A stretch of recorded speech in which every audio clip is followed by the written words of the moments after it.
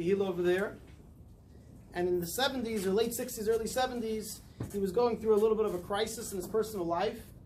And things really weren't going well for him. And he started having doubts of his personal life and his place in being part of the community, and he was really thinking of giving everything up. I don't remember if it was a matzah of suicidal. I don't know if it was such a thing. I don't know, but it was something serious that was going on in his life that he really was at a real fork, and he wasn't really sure what to do with himself. Someone had mentioned to him, "You have to reach out to the Rebbe for guidance." He's at a place where, what's he supposed to do? Where is he supposed to go? Okay, reach out to the Rebbe. It wasn't the Lubavitcher Chassid, but he got the number to Maskiros. Maskiros is the Rebbe's secretary. Called the Rebbe's office. He called 770, and Rabbi Chadikov picks up the phone.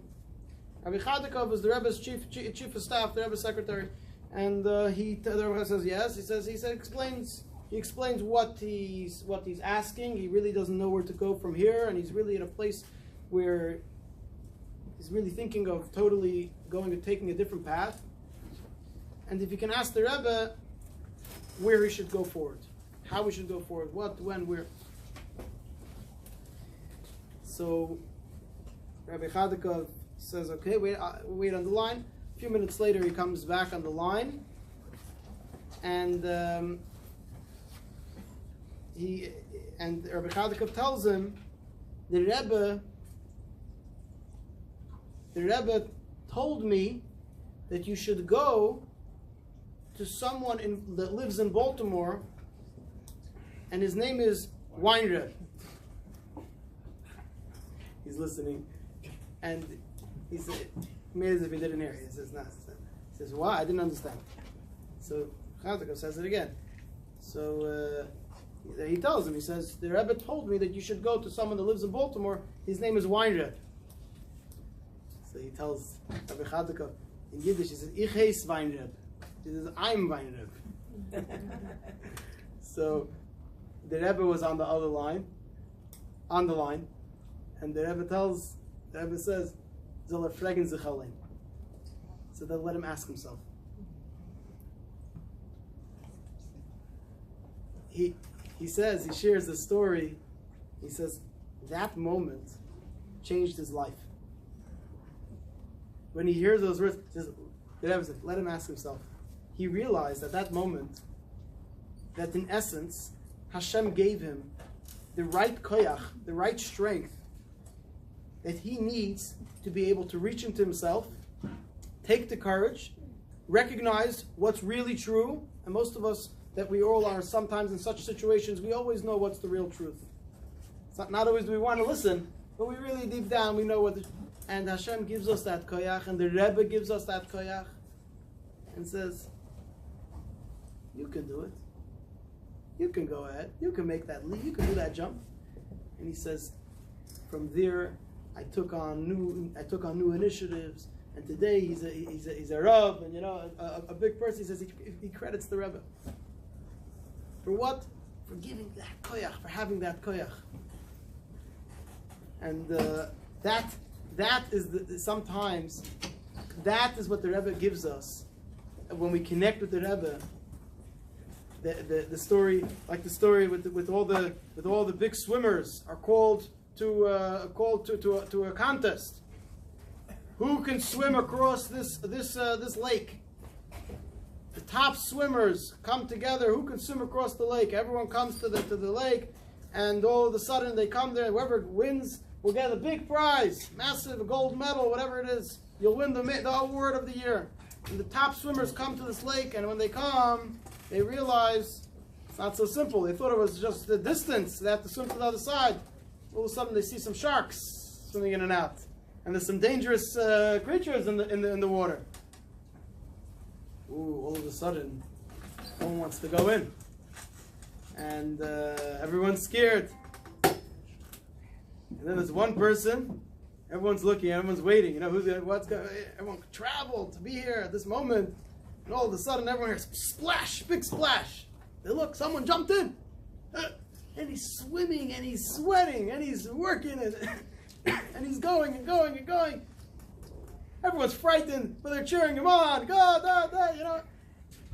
In no time, this person is on the other side, and he gets out of the water, and cheering and shouting and bravo, wow, unbelievable. And he made it, he did it.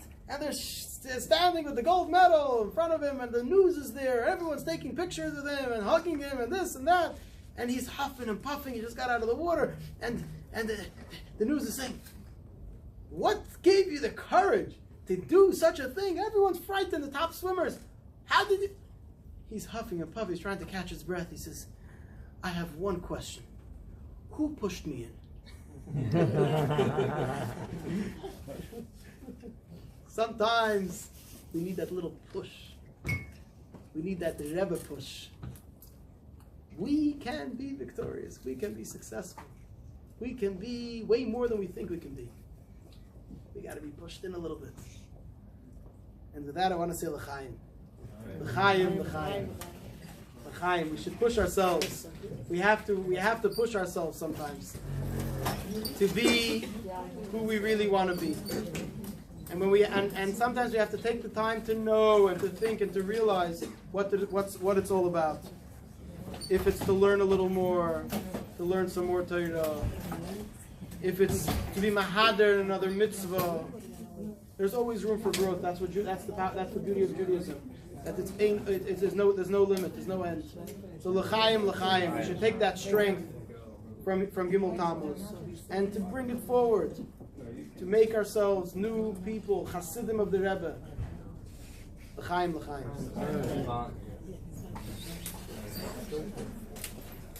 I did it. I did it. I did it. I did it.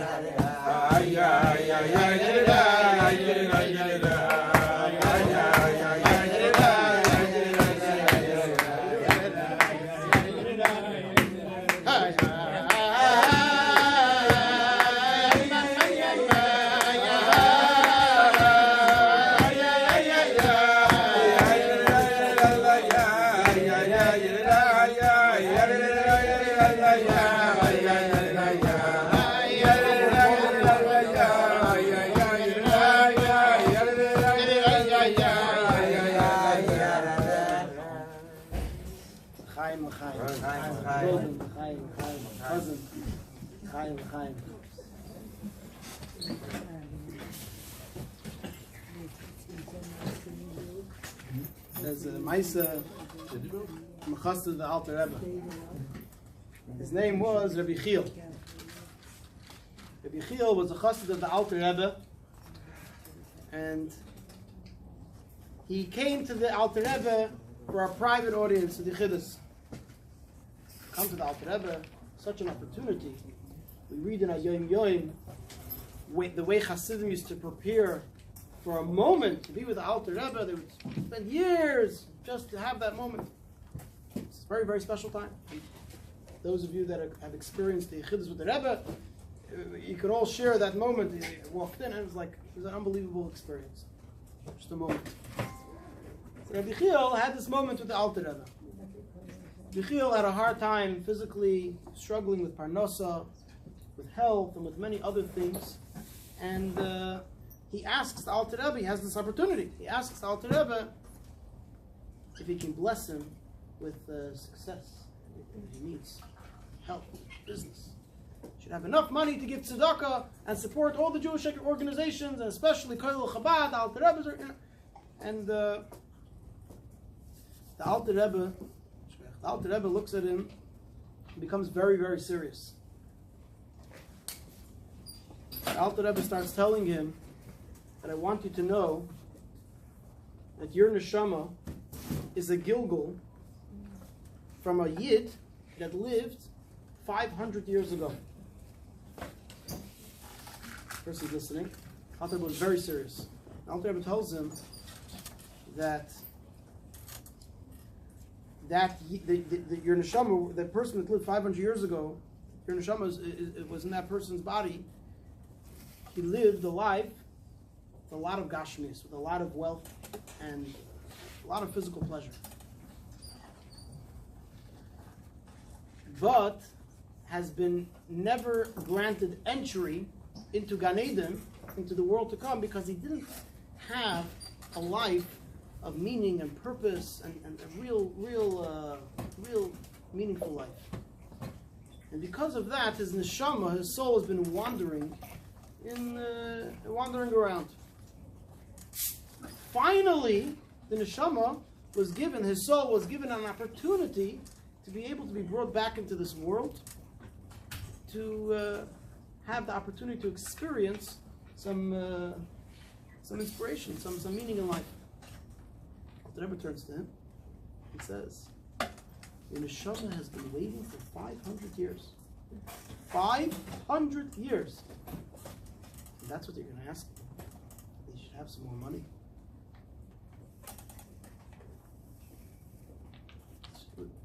Story. If we think about it, we think to ourselves, we can all think to ourselves, when we come to the Rebbe, we come to the oil, and we're either we went or we're going to go to the oil on Gimmul Tammuz to connect with the Rebbe and have a moment with the Rebbe. What are we going to come with? What are we going to go there? What are we going to go there for? What are we doing? What do we want? What are we asking for? What are we telling the Rebbe about? And I will say that the Rebbe wants us to have a lot of gashmirs and and we should be comfortable, because that's the way we're going to be able to serve Hashem better. The menuchas hanefesh, menuchas hadas. These are all very, very important things. But I want to bring out another point, and that is, what are we really doing here? What is the underlining factor of all of this going on? Why are we trying to make the money? Why are we trying to have a good life, a happy life? What is it all about? What are we coming to the Rebbe for? What are we really asking? We are all sitting here, and each one of our souls have had different journeys before it came here. And many of our souls, and not many, all of our souls, have had journeys in this world already. Right? I asked unsere Mashpia, I asked her, where are you from? What did he tell me? Many places. Right?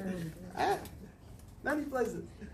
That's a physics. Some of our bodies have been in many places, but even some of us that lived in one place for our whole life, I guarantee you, we've been in many places also, physically or spiritually.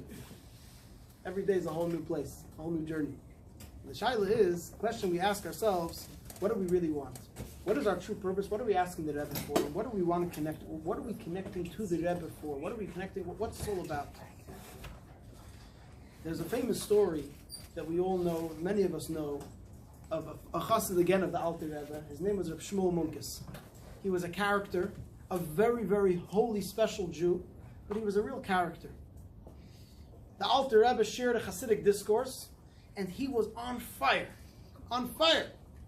He went over to one of his friends, one of the other disciples, one of the other Hasidim of the Alter Rebbe, and he says, "Take this rope and tie me to the front pole of the Alter Rebbe's house."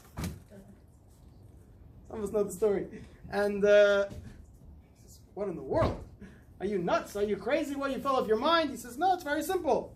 If you walk down the main street, you go to the shoe store, what's at the front window? Shoes. Shoes are in the front window. You will continue going. The carpenter, what's in his window? Table, chairs, front, you know what's inside the store. This is in front of the Alter Rebbe's house. What should be in front? A chassid. Tie me to the pole, I'll be in front. Well, no, this is a place where a chassid is." Thinking of this story, it's a funny story, it's a cute story, but in essence, it's a very, very deep story. Because what is the Shmuel Munkus telling us? Like, what do we know from this story? We know from the story is that in the Alter Rebbe's house comes out Hasidim. What does it mean that we are a chassid? And what does it mean that we have a Rebbe? And in general, I'll ask another question. What does it mean, a chassid-Rebbe relationship? What was wrong? Meaning, if you go back in generations, the idea of a chassid and a Rebbe is a newer concept. Throughout the generations, you had a leader, and you had followers, you had a teacher, and you had students. Very simple. You had a yeshiva, Rosh Yeshiva, and students.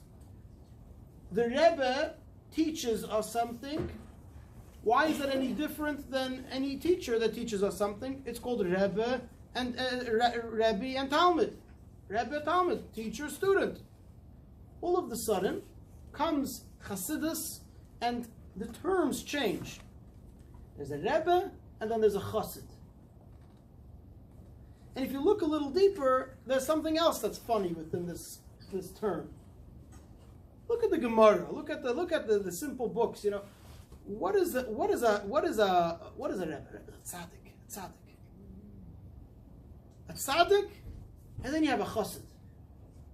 What does a tzaddik mean? What is a tzaddik? A tzaddik is a righteous man, someone that is it's called Shura Sadin.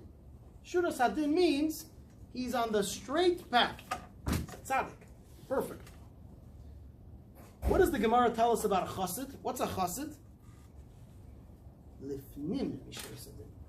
Gemara says a chassid is someone. What is a chassid? A chassid means a righteous person. He's a what's the right terminology of a chassid? What's a chassid? Not righteous, pious. A chassid is a pious Jew, pious person. And the Talmud explains what is a chassid. A chassid is someone. What makes him pious is that he's someone that does beyond the letter of the law. He's not shura sadin. He's not straight up. He's lifnim in shura sadin. He goes beyond that. And if you think about that for a second, it's very interesting. It seems like in the terms of chassid and rebbe, chassid and tzaddik, it seems like the chassid is on a higher level than the tzaddik. Isn't that interesting? We look up to the rebbe as a tzaddik, and then you use the term chassid. The chassid seems like it's higher than tzaddik. How does it come together? What's really happening here? It's very interesting. Shmuel Munkus is hanging out at the Alter Rebbe's house. He says, over here is Chassidim. Chassidim are made over here. What does it mean? What is the Alter Rebbe giving his Chassidim? What is the Rebbe giving us that a teacher doesn't do? And that is information a teacher can teach. But to infuse godliness into another human being, you need a Rebbe. You need a tzaddik. In order for, we know from Perek Beis in Tanya, for those of you that learn Tanya, you need a tzaddik, or the terms that like the Alter Rebbe uses, you need a Moshe Rabbeinu, you need a leader of a generation to be able to put you on a track to be able to serve the Eibishter, to serve Hashem in a way that you won't be able to do on your own. And the example that's given is like a figure, a body, is a head, and then there's feet and hands. The Rebbe, the Tzaddik, the Moshe Rabbeinu is the head. And the way the Torah uses the term, Sheish Meis Elef Ragli, that there are 600,000 feet of the people. We are all the feet. The Rebbe is the head, and the head brings the feet to a place where the feet can go on its own. It needs the head. Without a head, the feet don't do anything. It's like the story with the boy that came into Yechidus with the Rebbe, and he was coming in for his bar mitzvah. And the Rebbe would always talk to the people talk to the boys, the bar mitzvah bachrim, about their bar mitzvah, ask them questions. So the Rebbe asks the bar mitzvah bachar, let me ask you a question. What is the law when it comes to putting on tefillin if someone doesn't have a hand? What does he do? Doesn't have any hands. Does he still put on his head? Is it connected? And the bar mitzvah bachar says, of course, you put on your head, because it's two separate mitzvahs. You put on your head. If you can't put on your hand, you put on your head. So then the Rebbe asks him, oh, good. What's if you don't have a head? Do you still put on your hand? He says, of course, you just put on your hand.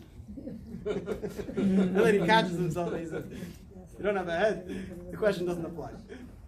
The Rebbe smiled. If we don't have a head, if we don't have a leader, if we don't have a Rosh, if we don't have a Rebbe, our feet don't take us anywhere. Hashem put into our generation a tzaddik that lives in a way that we don't live. None of us sitting here in this room can say that they understand the way the Rebbe thinks, or the Rebbe feels. The Rebbe is on a total different plane than we are. The Rebbe is on a different level. The connection that the Rebbe has with Hashem is nothing, we can't even say what it's not. You know, the way you describe something, you can say what it is, then there's more of abstract, you can say what it's not, and then there's something you can't even describe. It's nothing that we can describe. The Rebbe is way above what we know. But yet, Hashem put into our generation a Rebbe that can guide us and that can infuse in us chassid. What does that mean, chassid? A connection to Hashem that we wouldn't be able to get on our own. How do we get chassid? What makes us chassid, inspired, lifnei mishuras hadin, connected with Hashem on a whole nother way, in a whole nother level? What is it? We know from the first commandment from the 10 Commandments, Asar Sadibres, Anoichi Hashem Elokecha. We know the word Anoichi is an acronym. It stands for Ano, Nafshi, Ksavis, Yahavis. I put my being, my nefesh, nafshi, my soul, into my Torah, into my teachings. What gives us chassid? When we study the Torah of the Rebbe. When we learn the Rebbe's Torah. We follow the Rebbe's directives. We follow what the Rebbe teaches us to do and how to act and how to live. And that permeates every part of our life, and it affects every part of us and our family and our surroundings. That is chassid. That is an infusion that the Rebbe, only the Rebbe can give us. That we can be inspired, and the way the Rebbe put it, toifeach al minas lahatfiach. What does that mean? Like oil. Who cooks in the kitchen? When there's oil spreads around on the salad and it drips, oy vey. Can't stand it. It goes everywhere. The oil is everywhere. You try to wipe it, it's on your hands, and it goes onto the counter, onto the towel, onto the napkin. You thought you wiped the napkin, it's still oily. Toifeach al minas lahatfiach. Oil goes everywhere. What does the Rebbe say? He says that we have to be like oil. What's oil? We have inspiration. Oil. Touch to this, touch that. Everything should be oily. Share the inspiration. It should be able to go through the towel, through the napkin, and still come out the other side, and still continue being able to touch and make oil. That's what the Rebbe is giving us. The Rebbe is giving us that inspiration that we can tap into. That it's not about seeing the Rebbe. Perhaps 30 years ago or 40 years ago that's what it was. And that gave us the koyach. But we're living in different times. We have access to the Rebbe's Torah like never before. It's translated in English, in French, in Spanish, or any language you want. Today, you go on a podcast, you can hear everything. AI already does it. And it's accessible everywhere. But what? We're like the chicken or the duck, whatever. You got to dip your head into the water to drink. You can put the water in front of you. But you have to flap your wings. You have to do whatever you have to make that action. And I'll tell you that action, the Rebbe also gives us koyach to do. All that's needed is our part to connect. I'll share with you something personal. Whenever I sit down to learn something, a sicha of the Rebbe, a talk from the Rebbe, a mimer of the Rebbe, Hasidic discourse, something, I feel like a different person for that. Life is life, but for that moment, you feel like, wow, unbelievable. You get a certain energy. You don't get the same energy. I guarantee you will not get the same energy when you open up the math book, 1 + 1 = 2. Doesn't happen. Or the science is that or anything else. Torah has a special koyach. Like we said before, Torah has a power to connect unbelievable things. And I'll share something else personal. I'm sure all of you can relate. The best relationship you can make with a person is if you study with that person Torah. It's an unbelievable thing. You can go out for coffee. You can talk, you can schmooze for hours, have a good time, sit by the kiddush, and and everything's nice. And then study with someone Torah. Let me know how that relationship is with that person in comparison with everything else. You didn't talk about anything of the person's life. You don't know the person's history. You don't know anything. You studied with the Torah. Your soul's connected. Not just did your soul connect, the Shekhinah rests amongst you. You had an unbelievable experience. That power, when we study the Rebbe's Torah, the Rebbe is there with us. The energy the Rebbe is giving us, and he's empowering us to take on whatever lesson it is, and even if there's no lesson, to take on the world, to take on the moment. Forget the world. The world. Everyone's the world. World's changing the world. Take on that minute. Take on that hour, that decision, that choice to do the right thing or the wrong thing. Let the right hand be victorious. We have that power. The Rebbe gives us that power, and we have that energy to be able to move forward. So when we come to the Rebbe, we come Gimmul Tammuz. What are we coming for? As a chassid, what is it? What do we want? We want to connect with the Rebbe. All we want is a connection, and the Rebbe tells us how to make that connection. Learn his Torah. Do his Oiros. Whether it's studying Sefer HaMitzvos, Rambam, Chitas, learning Chumash, Tehillim, Tanya. These are things that we can prioritize in our day to make it important if we want it to be important. Keyword. If we want it to be important, it will be important. We all know there's certain things in our life that is priority. But when Gimmul Tammuz comes around, we can make the decision, we can say L'chaim now, we can make the decision that I will have new priorities. It's all about in our mind. It's all about here. We can make that choice. And I don't remember his name, but a fellow came over to me while we were singing in Niggin. He said, I just moved to Teaneck. He thanked me for whatever I was talking about. And he said, he always learned that you put a finger, Hashem will give you a hand. You put a finger and Hashem gives a hand. Meaning, he was sharing that the Rebbe gives us the push that we can go on. He says, I always learned that you just do the push and the Rebbe will take you on, or Hashem will take you on. How do you bridge those together? And I said, they're both true. The fact that the Jewish people are still around is not a mathematical equation. We need Hashem on our side. It's not 1 + 1 = 2. We're here for Farbrengen, Gimmul Tammuz. It's not 1 + 1 = 2. We wouldn't be here. We would be in the museums if it was 1 + 1 = 2. But the Jewish people are still around because we have Hashem. Because Hashem does the 90% for us, of course. But Hashem created, together with that 90% that He's taking us across the trials and tribulations, He created a Yetzer Hara. He created an evil inclination which He hired par excellence to do His job, to distract us from the 10% that we need to do. And that 10% we need to push ourselves for. That is what the Rebbe is giving us the koyach. All we need to do is connect. We need to figure out and push ourselves, reach into ourselves to connect with the Rebbe, and that will help us connect with ourselves and ultimately be the best chassidim we can be.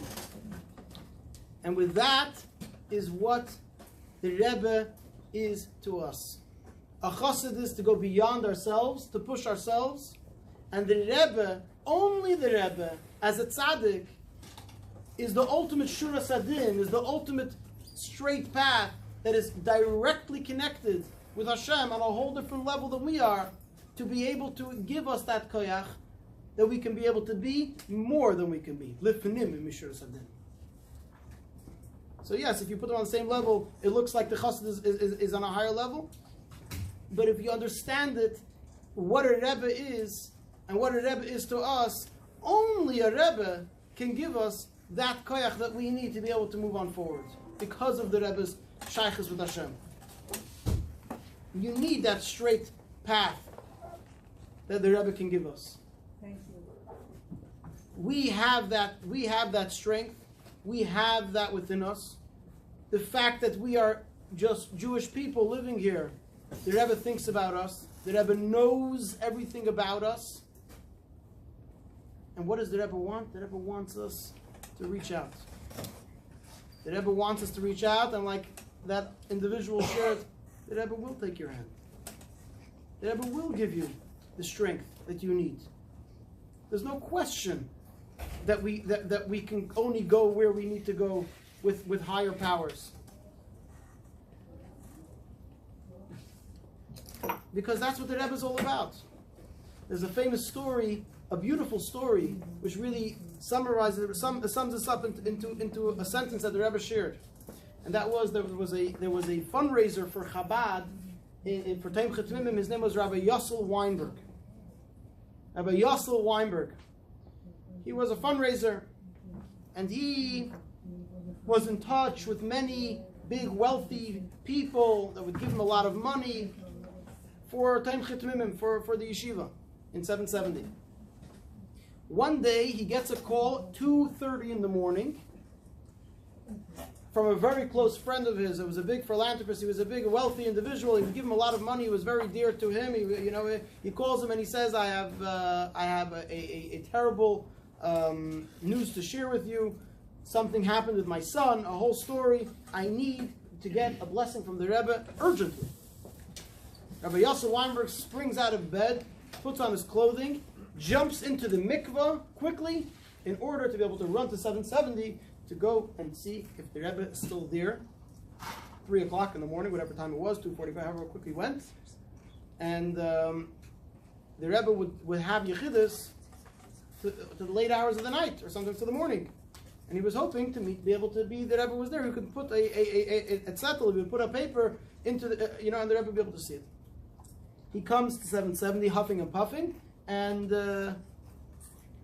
he sees that already nobody's in Gan Eden Atachta, nobody's in the hallway where people would wait for a private audience, and he was nervous. Maybe the Rebbe left for the night, but he saw the light in the Rebbe's room was still open, and he heard the conversation between the Rebbe and Rabbi Chodakov. I guess what that meant was that they were wrapping up the night. So he slips a paper, from the story, I guess he put it in the handle or something between the door or something. Maybe the door was a little open, that's probably what it was. The door was a little open and he slipped the letter in the door. And he was hoping that Rabbi Chodakov will open the door, he'll see the letter, and he'll give it to the Rebbe. He's standing outside, I didn't want to disturb. He's standing outside, and the Rabbi Chodakov opens the door. Letter falls on the floor. Rabbi Chodakov doesn't notice it. Rabbi Chodakov goes into his thing, and he closes the door behind him. And the letter's on the floor in the Rebbe's room. 5 minutes later, the Rebbe buzzed. The Rebbe had a buzzed Rabbi Chodakov to come back. The Rebbe had an answer for Rabbi Weinberg, and the Rebbe told Rabbi Chodakov the answer. He gave to Rabbi Weinberg. Rabbi Weinberg realized he felt terrible. He picked up the letter. Rebbe. He made the Rebbe bend down to pick up that letter. He felt terrible. So he wrote a whole letter to the Rebbe after, how terrible he feels that he made the Rebbe bend down and pick up that letter. The Rebbe Chodakov is late, urgent, the whole thing. And the Rebbe sent back one line in Hebrew. Harei kol inyoni is uftzahiden. The Rebbe tells him, my entire what am I all about? Is all to uplift. Of course I'll bend down, pick up the letter. That's what I'm all about, is uplifting. This is what the Rebbe told Rabbi Weinberg. And the Rebbe is telling each and every one of us. If you reach out, the Rebbe will lift you up. That's what the Rebbe is all about. The Rebbe said those words. It's not my words. It's not interpreting. It's the Rebbe's words. Is uftzahiden. My entire being is to uplift. The Rebbe tells us how we can get this uplifting experience. Learn the Rebbe's Torah. Take another moment. Take some time out of your day. Take some time out of your week. Join another shir from Rabbi Simon or whoever's here. Fine. If it's not, open up your computer. Go to Chabad.org. Go to anywhere. It's accessible. It's around. Where I live in the Caldwells, in West Caldwell, there's a Jew that we met 2 years ago. And I met them at a Hanukkah event that we made. This person showed up, a mother and a daughter shows up. And after the event, she shares with me that she would love if I can come over to her house. Come over to her house, we talk, and she was so excited. And we're talking, and you meet a Jew in New Jersey, usually there's some, we're not talking about, North Dakota, where people are, there's usually some type of connection that they'll have with some temple or with something Jewish. But I'm talking with this woman, and never part of any temple, never did anything, but she's very knowledgeable. I can see. Parents not religious, not. How do you know? I'm talking to her. I'm talking to the family about Shema, and the kids are there, and I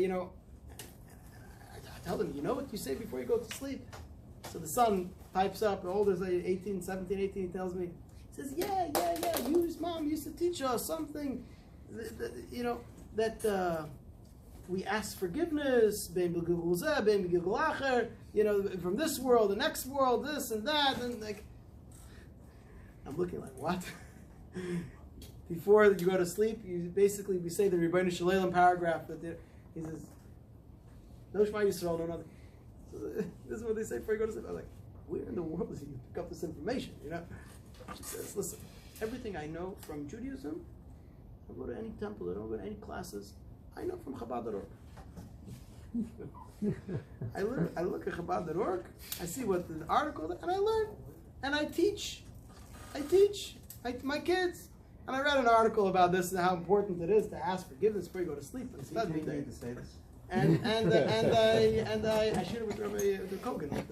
I thought I was like, you should know, real deal. Pashut Bala Tshuva. And the families being affected. You can imagine their friends and their families, the ripple effect. But my point is, I shared it was just fascinating to me. I was like, wow, imagine like living amongst blocks of many temples and many Jews and many and infrastructure. But yet.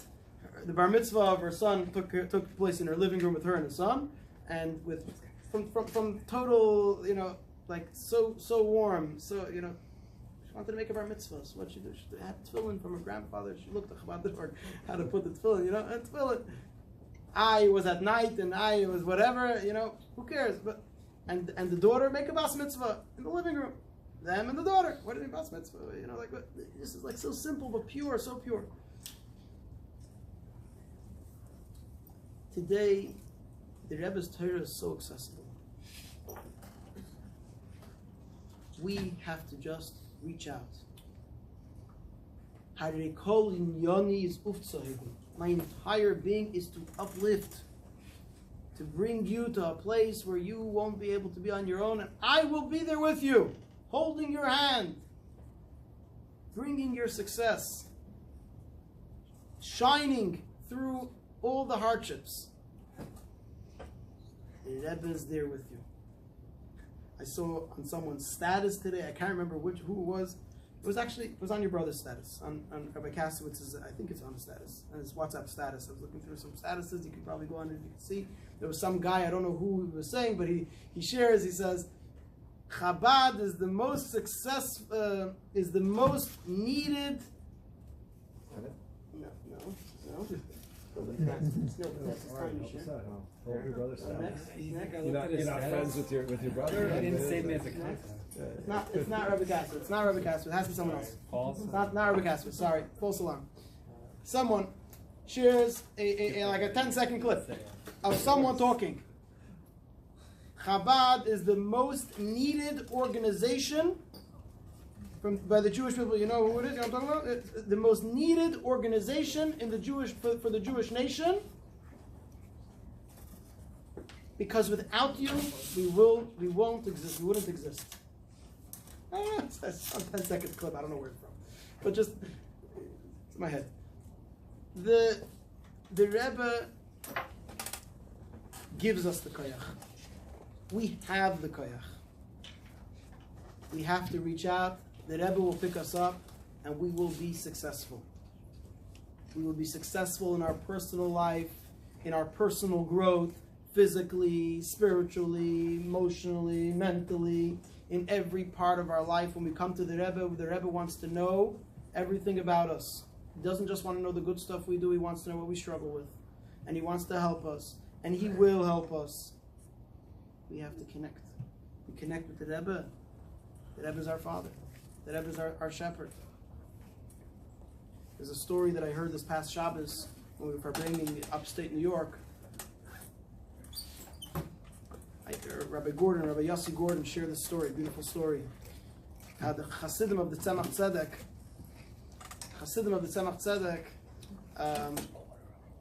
had experienced an unbelievable scene.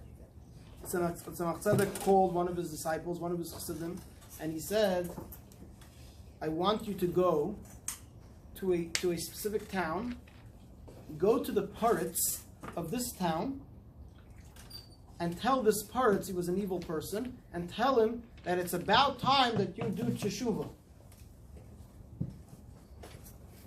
Dangerous, you know. And the Chassid tells the Tzemach Tzedek, how am I going to succeed on such a mission? This is a dangerous person. Tzemach Tzedek shares with him a certain shame, a certain godly name, and he says, if you ever feel in danger, just say this word, say this name, and you'll be protected. Okay? He hears such words. He goes, travels, and he travels through the towns, through the forests, feels a little nervous, says the name, he's just going, and he feels to get that energy. Continues going, he gets to this palace. Make a long story short, he's going through all the guards. The guards are stopping him, there's it. He says the name, and he's going through main door, all the corridors. This is the parrots, the big parrots. And he gets to his personal chamber, and he's frightened. But he says the name, he takes all the courage, and he says, the Tzemach Tzedek says, it's about time you do tshuva. The person hears it, this parrot, he hears this. He becomes shaken, and he says, tell him I'm on the way. He turns around and heads back. He's scared again. He's passing through the guards. He says the names. He as soon as he gets out of danger, this name was erased from his head. He doesn't remember anything. And that's it. And he comes back. A few days later, the people notice that there is a simple person sitting in the back of the shul. He's sitting there in the back of the shul morning to night, crying, davening, and learning, and whatever it is. And the Chassidim between themselves were talking. They said, this must be that parts. They didn't want to ask him who, what, when. This must be that parts. And became a very, very special person. One of the older Chassidim that had a little bit of courage, he went over to the Tzemach Tzedek. He tells the Tzemach Tzedek, Rebbe, I don't understand what's going on over here. If you can please help me. We are here, we grew up here in Lubavitch. We are Chassidim.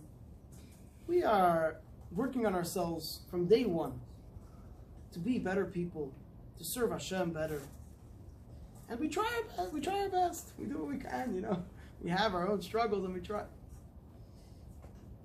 Comes along, this Johnny come lately, this person that sits in the back, this Putz, and he's on fire. He has something that we wish we can have.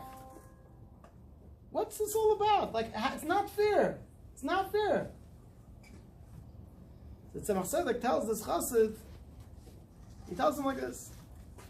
It says, A Rebbe is like a shepherd.